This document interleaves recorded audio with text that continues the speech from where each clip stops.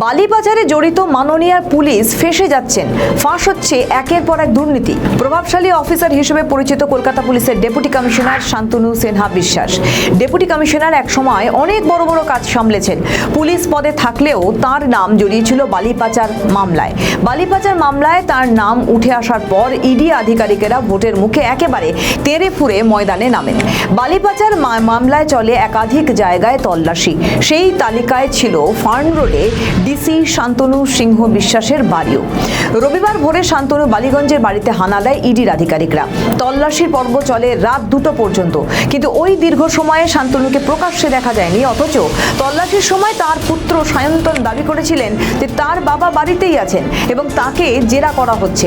সায়ন্তনের কথায় বাবা বাড়িতেই ছিল, জাস্ট নর্মাল একটা এনকোয়ারি চলছে। শান্তনু সিনহার বাড়িতে টানা তল্লাশির পর তাকে তলব করে ইডি। বুধবার সিজিও কমপ্লেক্সে তলব করা হয়েছিল তাকে। পুলিশ কর্তা যাননি, তবে এক সূত্র মারফত খবর আইনজীবীর তরফে কিছুটা সময় চেয়ে নিয়েছেন তিনি। অন্য কাজে ব্যস্ততা থাকায় তার পক্ষে হাজিরা দেওয়া সম্ভব নয় বলেই চিঠি দিয়ে জানান পুলিশ কর্তা। রবিবার বাড়ি তল্লাশির পর সোমবার প্রথমে হাজিরার কথা বলা হলেও তিনি যাননি। বুধবারও হাজিরা দেননি। তলব করার পরও সিজিও কমপ্লেক্সে হাজিরা না দেওয়ায় তাকে ঘিরে এখন প্রশ্ন উঠছে, তবে কি তিনি গা ঢাকা দিয়েছেন? শান্তনু সিনহার সঙ্গে তার 2 সন্তানকেও সিজিও কমপ্লেক্সে তলব করা হয়, যদিও কেউ ইডির দপ্তরে হাজিরা দেননি।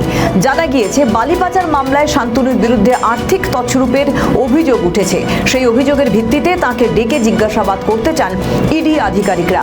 ইডি আধিকারিকরা এরপর কি ব্যবস্থা নেবেন? পরবর্তী ডেপুটি কমিশনার হাজিরা দিলেও কি তথ্য উঠে আসবে এই বালিপাচার মামলায়? সেদিকে তো অবশ্যই নজর থাকবে। কিন্তু যে প্রশ্ন ইতিমধ্যেই উঠতে শুরু করেছে যে একজন পুলিশ আধিকারিকের বিরুদ্ধে কিভাবে দুর্নীতির অভিযোগ ওঠে। পুলিশের কাজ রাজ্যের আইন শৃঙ্খলা পরিস্থিতি সামলে রাখা, আর সেখানে খোদ কলকাতা পুলিশের ডেপুটি কমিশনারের বিরুদ্ধে বালিপাচারের চাঞ্চল্যকর অভিযোগ।